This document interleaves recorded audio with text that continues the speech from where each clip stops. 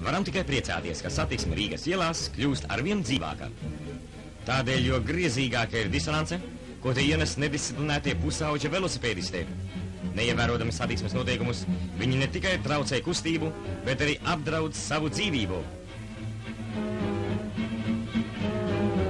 No šiem palaidņiem nav miera pat mūsu skaistajos parkos.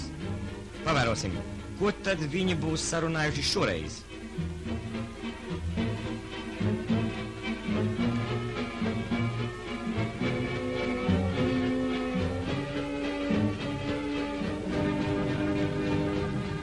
Vispirms tie rāda sliktu piemēru mazajiem. Bet tad lieta kļūst vēl nopietnākā. Tas ir daudzu pusauģu niķis, nejauks, bīstams. Un par tālāko nemaz negribas runāt.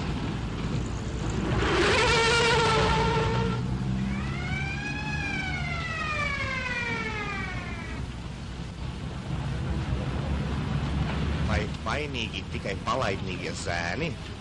Un jūs pieaugušie? Jūs mierīgi pagājāt garām?